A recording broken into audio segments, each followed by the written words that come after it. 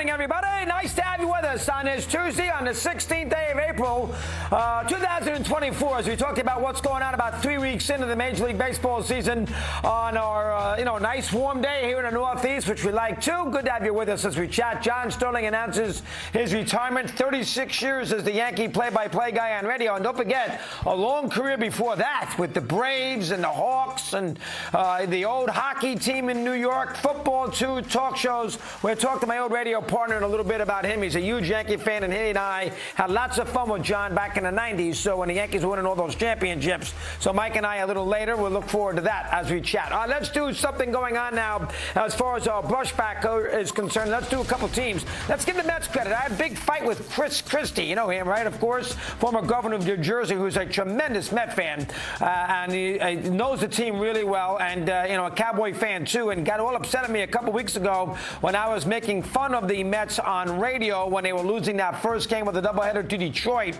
and when the Tigers were coming in and the Mets were 0-5, and then, of course, they were bailed out in Game 2, and Alonso hit the homer in the bottom of the ninth inning, and he said, the Mets are not that bad, you're giving them too hard a time, they're going to be fine, da-da-da-dee, da-da-da-da, and he's right, because the Mets have played a lot better here as of late. They've won 8, and they got back to 500, losing 8 last night, a good comeback win against the Pirates, who had a 3-0 lead. Pirate bullpen, of course, faltered. Chapman had some trouble. Bader got another big hit. Second day in a row he's done that. They had a big uprising in the 8th inning when they scored 4 runs, trailing 3-2. Pirates have played well. They pitched well, and the Mets took advantage. They hit by Bader, which broke the game open, and they win a game against the Mets. Diaz in the 9th inning will do his job. Met bullpen, Ottavino's had a great start to the year, and, relievers go up and down. Last year, bad. This year appears to be much better. The Mets starting rotation's been okay. Beatty's played a very good third base, and he's hit well. That is a very encouraging sign if you're a Met fan.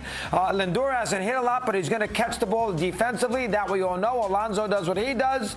And the Mets have played pretty well here to start the year. So as a result of that, after a rough start and then a rough, tricky road trip, they had to go to Cincinnati against the Reds. They won 2 of 3, and their one loss was a bad one. They walk into Atlanta, who they never beat, and they won that rubber game last Thursday, 16-4 against the Braves. They had the one rainout. They had a good series against Kansas City. They got 2 in the 8th, a scoreless game on Sunday to win that one, and then the good game last night. So give the Mets some credit. Mendoza's team had settled them down. Nobody panicked off that bad start. They've been resourceful offensively. They've pitched better than you think. They're going to get Senga back eventually. Diaz anchors that 9th inning. We talked about Ottavino, so 8-8, and the division has been not great so far. Obviously, the Phillies have not gotten off, last night's win notwithstanding. In Atlanta, where we go to next, they're the favorite. They'll probably win the division, but the Braves have lost 5 games and some major injuries with that pitching staff. But the Mets, good job for them winning, splitting the 16 games here after the 0-5 start. So they're 8-3 in their last 11, and they get the Pirates a few more games here this week here at Citi Field.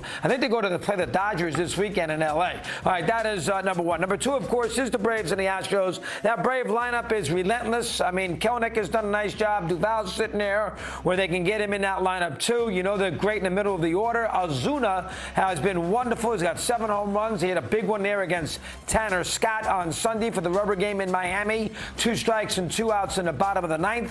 Good uprising yesterday against Houston. Now, they're pitching little spotty. I mean, obviously, a terrible injury to Strider. They miss him, so they need Fried to be pretty good. They need Sale to be pretty good. He wasn't good in his last outing. They need him to really recover and be good.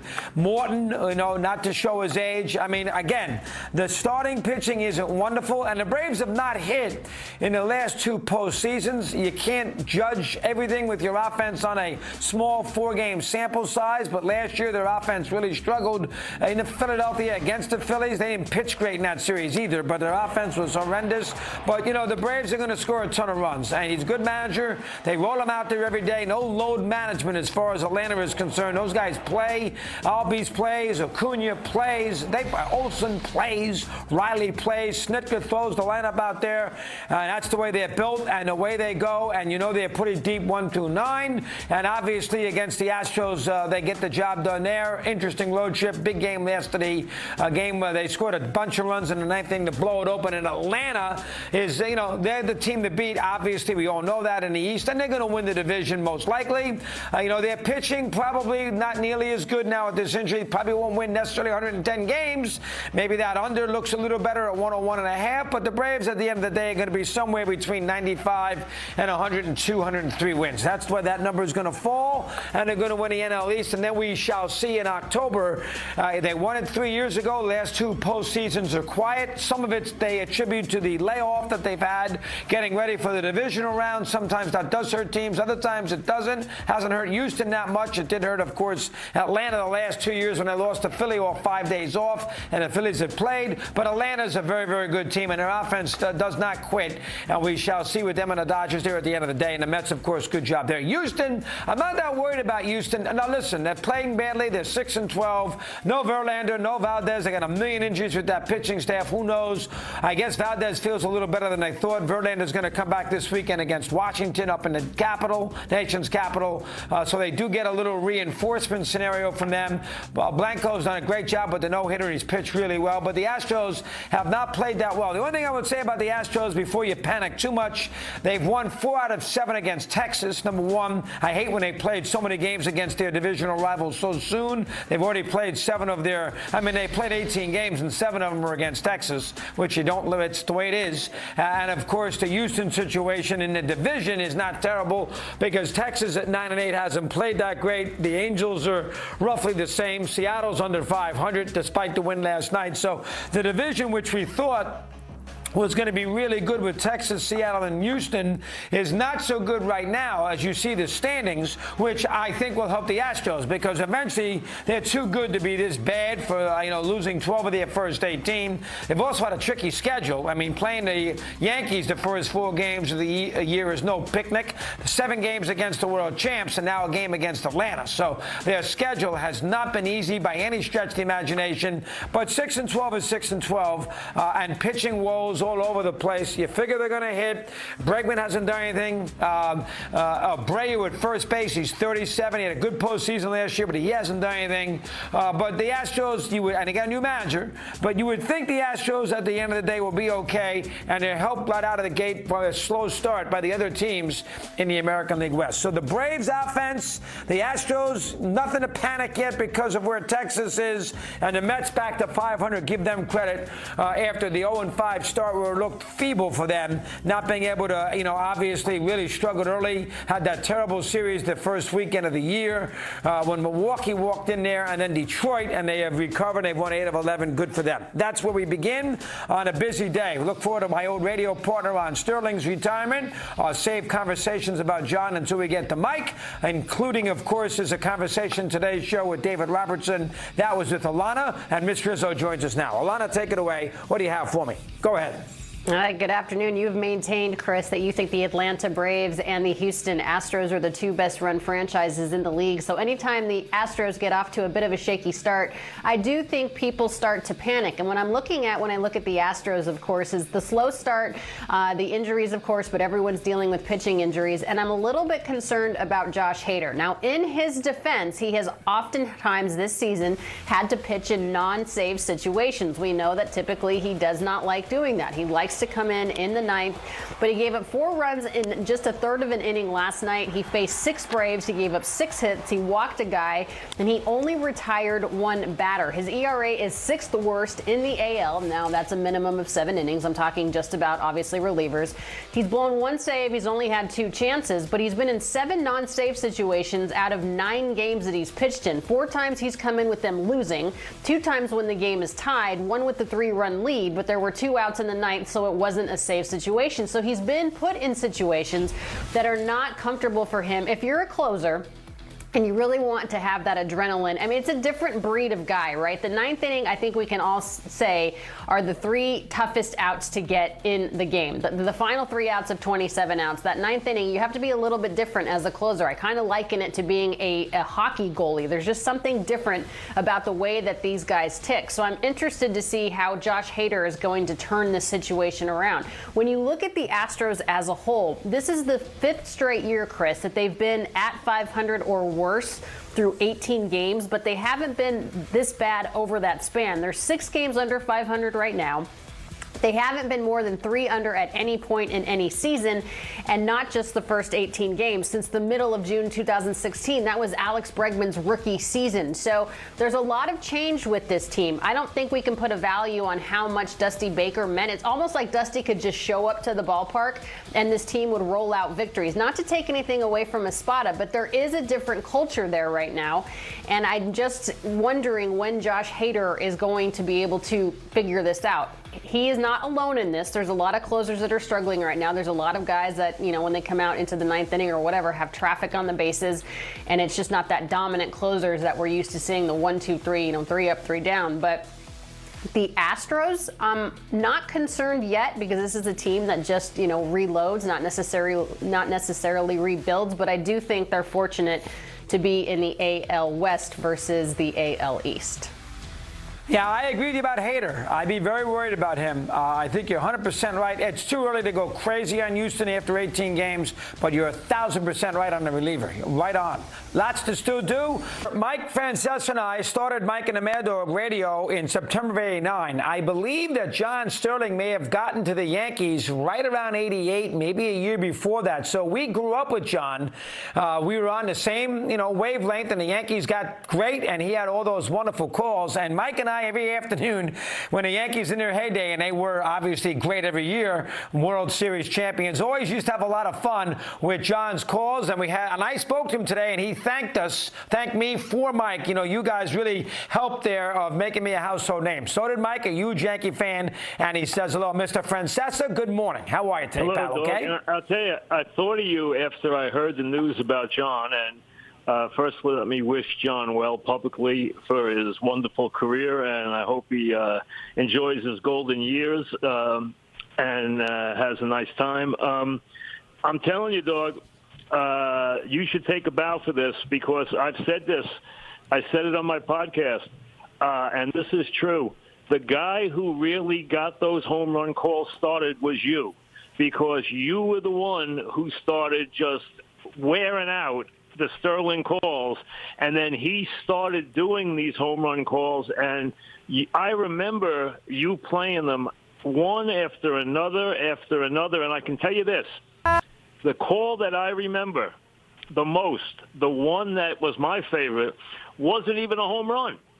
It was a triple. It was a bases-clearing triple by Bernie Williams in the 8th inning against Tampa Bay, and he went crazy with Bernie Goes Boom, and you must have played it 25 times that day. I remember wearing it out, and that's the one that I remember first more than any of the home run calls was that Bernie Goes Boom triple that he hit. And I'm telling you, folks, the guy who got this whole thing started was the dog. I'm telling you, because he's the one that really pounded these Sterling calls, and John started turning them into a cottage industry and then creating one for each guy. And Sterling's a character. You know that. He likes Broadway. He likes theater. He likes bouncing around New York City. He likes piano bars. He's like a character with a great booming voice, and he created his own style. And critics might have hated it, but you know what? The fans ate it up with both hands. They sure did, and I remember that call. I think you got to give yourself some credit because the Yankees were winning, and you loved the fact that he had all the Yankee win stuff and everything else. But I do remember, I did love that call. The Yankees got like 7 runs in the 8th inning against Tampa, and Bernie had the big hit, and I love it. It was Bernie Goes Boom, and then Burn Baby Burn later, and you know what happened is the Yankees won all the time, and not only that, remember this, and this is a key part. The guy who is the radio voice is really the guy who is the soundtrack of a baseball team. And he is the one fans remember, and he's the one that city remembers, because in October the TV guys go away. Network guys take over. They never have the great call. They never have a dramatic playoff call or a World Series call. They don't work those games. The radio guy works those games. And Sterling worked every one of those great Yankee wins and great Yankee World Series wins and all the dynasty years of the 90s. And it became really the soundtrack in New York City. Don't forget the 2 perfect games. He had those 2 with Cohn and Wells back in the mid-'90s as well. How about you as a Yankee fan who goes back to Mel Allen and, Red Barber for a little while, then Rizzuto and Messer and White? Did you love Sterling's calls as a Yankee fan driving around in your Mercedes there, bouncing around Manhattan? Go ahead. Let me hear. Different. It was, first of all, you do listen to, baseball is different than any other sport.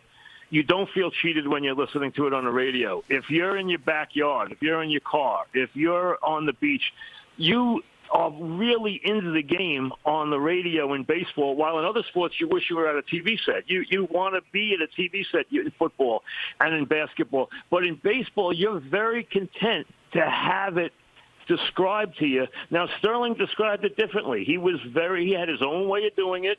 He left out a lot of the regular technical stuff that other people played with, but he was very theatrical. He was very dramatic, and he was great at the big moment, and he created a lot of stuff that the fans just absolutely ate up.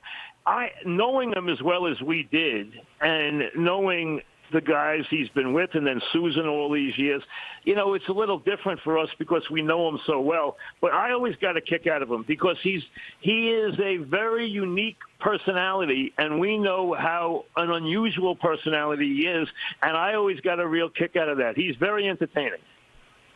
He is, and he has 2 things, Mike, as you know, that are very important. He's got a great voice, and he's got a great laugh, You need a great laugh. He's got a great laugh, and so when he allows his partner to say something, he contributes with a wonderful, big, booming laugh. I think that goes a long way, too. Let me hear. Go ahead. Look, I'll tell you this.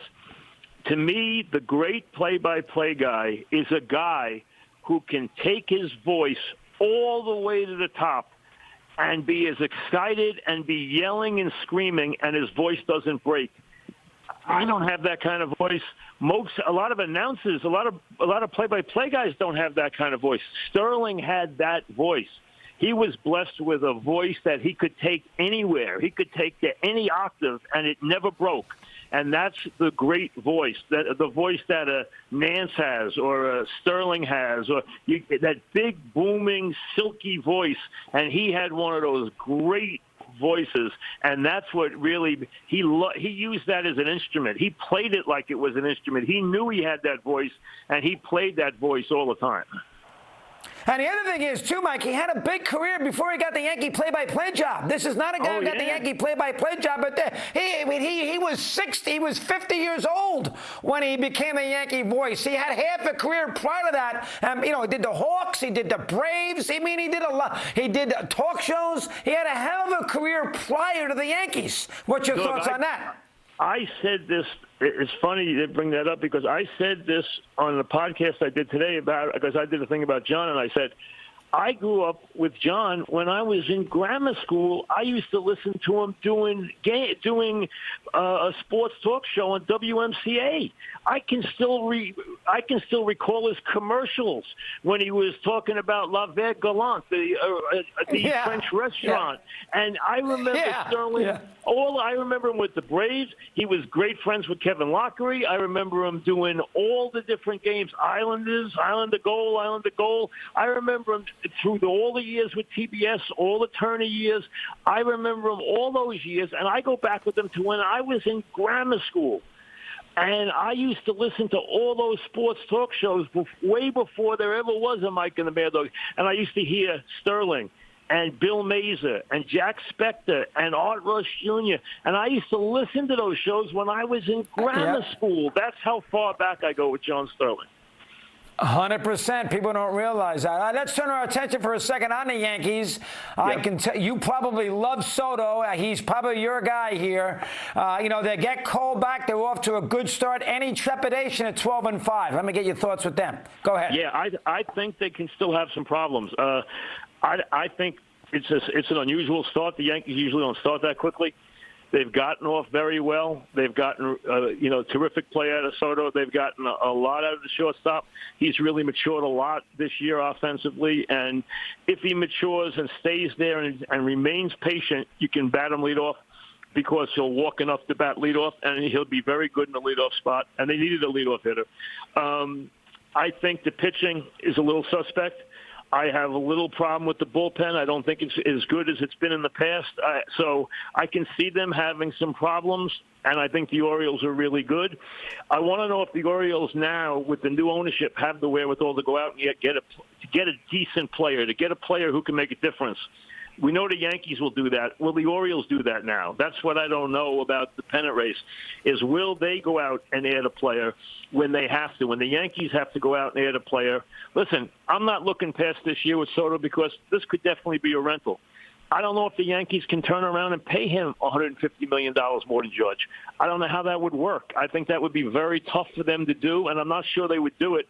And I expect the Mets to go after Soto in a big way. But you know what? He really likes being a Yankee. You can tell that. And thank God they have balanced the lineup. I mean, I've been screaming for years. You know me. I like left-handed power. Yes. I want left-handed starters, and I want left-handed power. And they went out and got guys. So getting him and getting Verdugo and now balancing the lineup and now having some length of lineup. Their lineup last year was an embarrassment. They now have a real lineup again. And I think, that's going to serve them very well this year.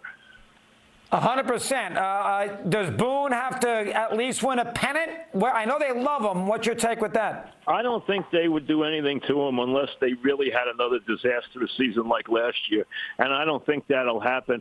I think Hal is very consistent. He's the antithesis of George. He really is.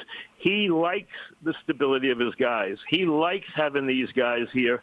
I don't think they want to make changes. I think they feel that Boone buys into what they want to do. He works with their people that they want him to work with. You know how baseball has changed so dramatically now in that regard, and Boone does that. So I don't think that's a problem. Cashman, I haven't agreed with a lot of stuff he's done in recent years, but I think he's very safe. So I think those guys are very safe inside the Yankees unless something really radical happened. And the best thing that could have happened this year was getting off to a fast start, because the Yankees really don't get off to fast starts. And this is an atypical start for the Yankees to get off this fast. I'm sure they'll come back, and I'm sure there'll be some moments where you'll have to worry about them. I don't think they're a great team. But I think they're a team that obviously will be a playoff team without any question. And, I don't know if the Astros are as bad as they've looked. I mean, I don't know if this is going to continue or not. But there's not a lot in the American League the Yankees can't beat, that's for sure. 100%. Mike, great job. I'll keep in touch. Thanks for the help with Sterling today. Always good to hear from you. Take care. Take care. Very good with... Tremendous start so far this season. NTT Ballpark Cam taking us out to Comerica Park. That is where the Texas Rangers will face off once again with the Detroit Tigers. It's the second of a 4-game set at Comerica. Another afternoon ball game. John Gray on the hill for Texas. Casey Mize on the bump for Detroit.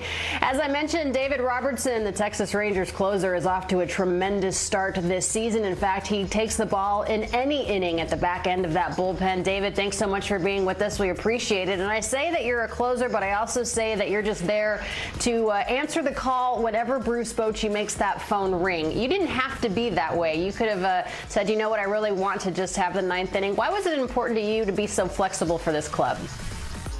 Well, I think, that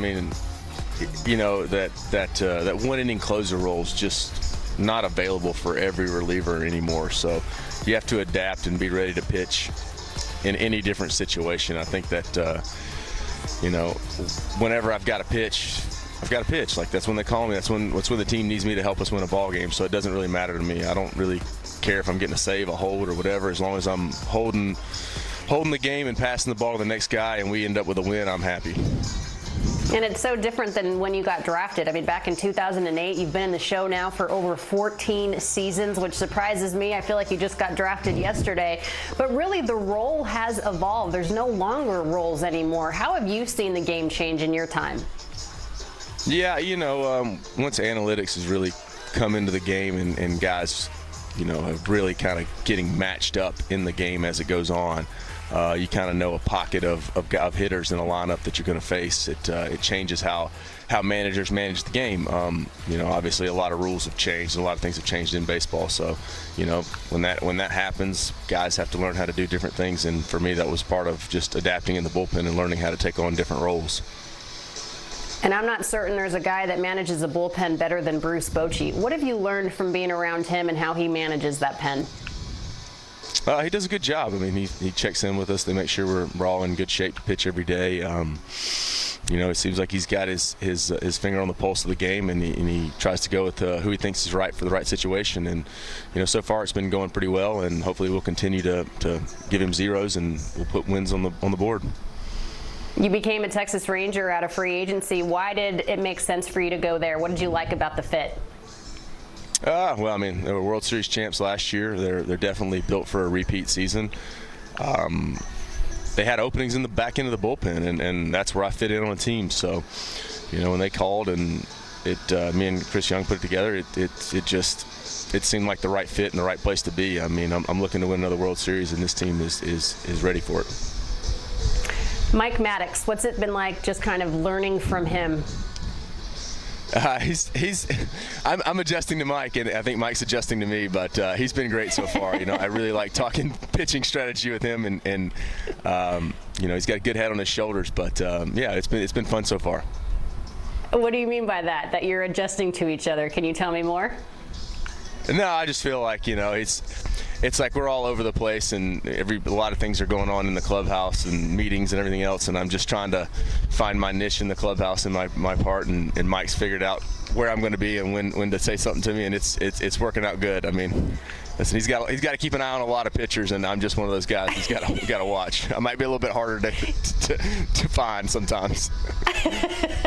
You're hiding in the clubhouse. It's funny that you say that, David, because you were described to me as a guy that's really chill, and that you always take the late bus. Does that factor in to when Mike Maddox needs to find out where you are? It could, yeah. I'm never in a hurry to get to the ballpark. I feel like we do a lot of hurry up and wait, and I just don't really like to sit around in the clubhouse too much. I mean, after I battle the crossword for 30 or 40 minutes, I really don't have anything else to do except wait for the game. Are you doing New York Times? Do you do Sudoku too? Take me through your pregame routine. It's hard for relievers. You guys need some love too, but man, you do sit around and wait a lot. I know, we're glorified kickers. We get brought in late in the game for a quick quick job. If we kick the field goal, great. Which we get 3 outs, it's awesome. But if you screw it up, everyone knows who did. But yeah, I do the USA Today and usually get about 3/4 of it, and then I have to go ask somebody for the answers, and then they tell me how stupid I am for not knowing the easy answers. All right, University of Alabama. You mentioned being a kicker. I know you're a big Alabama fan. What is your take on Nick Saban saying goodbye?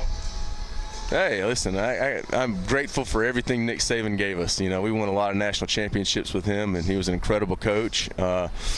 He did a lot for the community in Tuscaloosa and in Alabama as a whole. And listen, hey, I'm glad we had him as long as we did.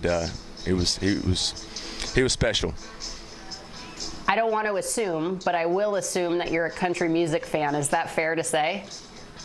Yeah, I mean, I'll listen to whatever's on the radio, pretty much. Whatever's kid-friendly, yeah, Okay, yeah, that makes sense. You do have kids. The only reason I was asking is because Morgan Wallen has a song called Tennessee Fan, and he took the #1 pick from Alabama. So I was just wondering if you were upset about that, because he brought her across the Tennessee line, and he's very upset about that. What do you do to relax yourself? You don't like to get to the ballpark early because you sit around and wait, but take me through like a typical day for you. Let's say if you're on the road so you don't have the kiddos.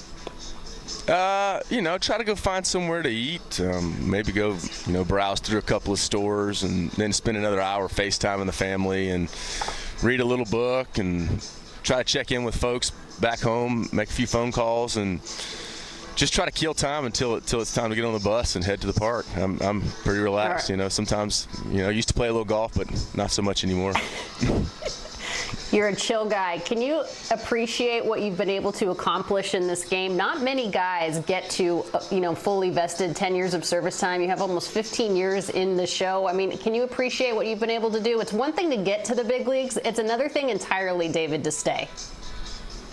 Yeah, believe me, I didn't think I'd still be playing baseball at 39. I know my wife didn't want me to, so I don't know. It's just hard to give it up. I enjoy the game. It's fun when you get in between the lines and you get to laugh and play a kid's game. And I mean, at this kind of level, it's hard to hang it up and hard to quit. I still think I got enough stuff to keep competing with these young kids, so I'm going to go as long as I can. Young kids, you're only 39, but I understand in baseball that's ancient. Yeah. David, we appreciate your time. Best of luck the rest of the way. It's great to talk to you a little bit. Enjoy this ride as the Texas Rangers try to run it back. We appreciate you. The great Whitey Herzog, 92 years of age, 2 franchises for him, the Royals and the Cardinals. He won 1 championship, really should have won a couple of more. Could have won in 85, could have won one of those Royals years in 77, 78, 76. But he's an all-timer, played the game a different kind of way. Helped with the Mets, too, with their player development in the late 60s. Managed David Clyde, his debut. He had a hell of a career, Hall of Famer, and he passes here at the age of 92. Bob Costas knew him well. The great Roberto says hello on this busy day. Wish on better news, but we love talking to him anyway. This is a heck of a manager, Bob. He really should have won more than one World Championship. He was that good, and he should have won really 2 or 3. He only got the 1, but he did it with 2 different franchises successful with. Take it away. Go ahead. Yeah, if it's possible, Doug, for a Hall of Fame manager to be somewhat, if not underrated, then under-celebrated outside Missouri, I think Whitey Herzog fits that description. Any contemporary manager, the best of the best, the Billy Martins, the Tom Lasordas, the Earl Weavers, they would all tell you that Whitey Herzog was as good as any of them, and maybe as a strategist, an in-game manager, the best of all of them. He was also a presence in the dugout. It's one thing to be good. Presence is hard to define, but you know it when you see it and feel it. With those Royals teams, 76, 77, 78, they lost the LCS, which then was best of 5, all 3 times to the Yankees. In 5 games in 76 and 77, in 4 games in 78, but they were all hard-fought series. So he could have gotten to the World Series with a break a couple of times in that stretch. And then in the 80s, that's the real impact and his lasting legacy. He was the general manager as well as the manager. He comes in and he remakes the Cardinal team. He trades Ted Simmons, a Hall of Famer. He eventually trades Keith Hernandez, although Keith was on the 82 team that won the World Series over the Brewers. He eventually trades Keith Hernandez, who should be in the Hall of Fame.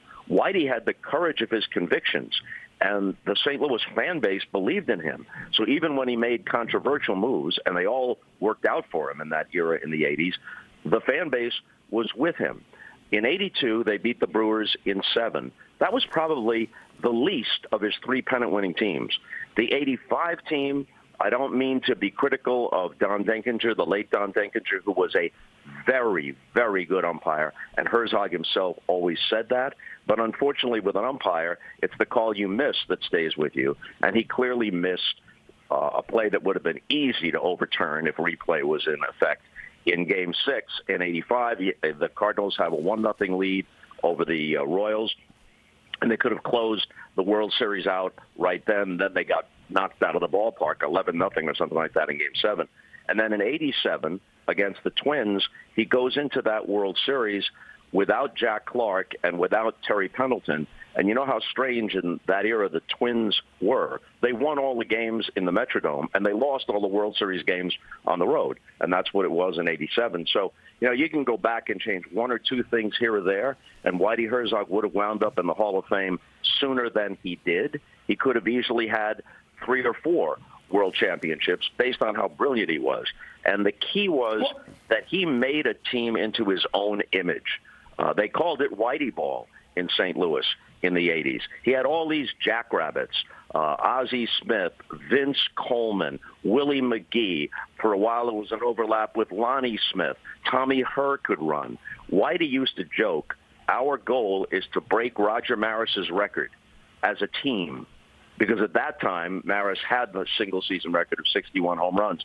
The Cardinals were a jackrabbit team. They didn't have all that much power, but boy, did they play smart, and boy, did they play to their circumstances. On the carpet, in St. Louis, they'd lay down a bunt, they'd steal a base, they'd hit the ball to the right side. He was an expert at handling pitchers. Every opposing manager said that. He knew how to handle a pitching staff. And on top of it all, he was a great character dog. And usually when we think of people who are characters, we think of people who are goofy. Whitey wasn't goofy, but he had such a distinctive personality. And he learned from Casey Stengel when he was around Casey as a young player, and then somebody that was a scout or something for the Mets when Casey managed them in their first few years. And he learned how to deal with the press. He'd always give the press a good story or a good quote. The press tended to like him because he was a quote machine. He would say things like, baseball's been good to me once I stopped trying to play it. He was only an average player. But he was so smart. He was really smart. He was, Bob. And, 66 Mets third base coach in the Western. It's funny, his two best teams, I think, were the 77 Royals that won 102 games that really should have beaten the Yankees. They were up 2-1, games 4 and 5 in Kansas City. And, of course, the Yankees came back in the 8th inning of Game 5 where he would have won that World Series. Well, and they would have won the World Series. They would have beaten L.A., would have won that series. And the 85 team, as you mentioned with Deckinger, I mean, they came from 2-0 down to beat L.A., and Clark hit the homer off Niedenfuhr. I mean, in a lot of ways, Robert, those two were his best teams in his 10-year run as a skipper for both these franchises. How about that? Let me hear. Yeah, I would agree with that 100%. Those were two really good teams and distinctive teams, because even in Kansas City, where he had a little more firepower in his order, they still played a running, daring style because they were one of the few American League teams that played on artificial turf. More National League teams had AstroTurf than American League teams. So the Kansas City Royals were playing a different style as well in the 70s. But they named it Whitey Ball. So that tells you all you need to know. The guy wasn't just successful. He remade the game to a certain extent. And while it's hard to believe when you think of how popular a team the Cardinals are, not just locally in the city, but regionally, they've always been a regional franchise. There was a fallow period after the great teams of the 60s that went to the World Series, 3 times. But in the 70s, late 70s especially, there was flagging interest. The teams were dull. Whitey comes in, transforms the whole thing, and they become the first team outside a big market to draw 3 million fans a year, which is now standard for the Cardinals. Because it wasn't just that Whitey made them successful. He made them exciting. 100%, Bob. I love a great manager and, one of the all-timers. And, again, to be so good with the two teams in the state of Missouri is fascinating.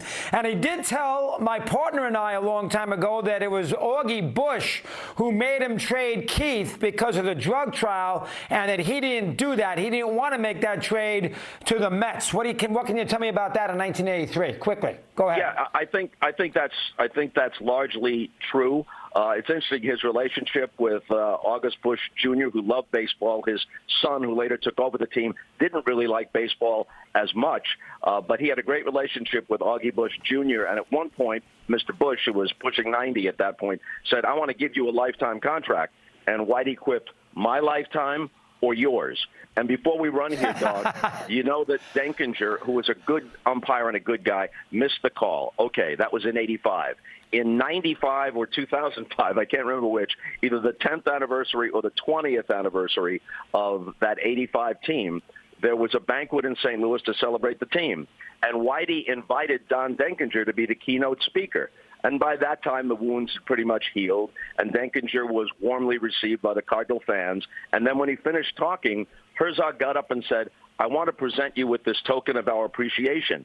And it was a Rolex watch, but it was a Braille watch, which showed, a sense of humor on Whitey's part, and Denkinger took it well as well. Here's a Braille watch, because you had to be blind to miss that call.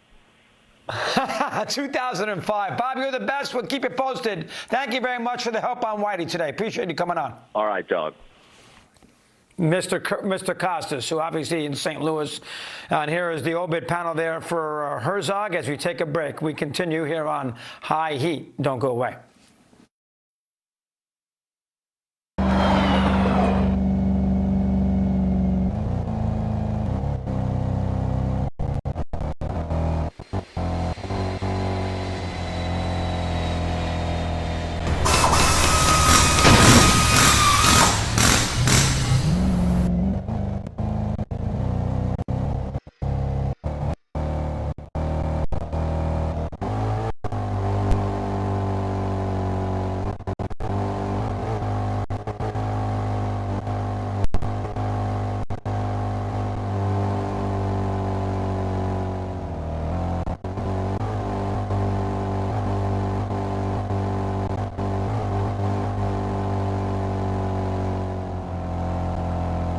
There is a speed bump on the front.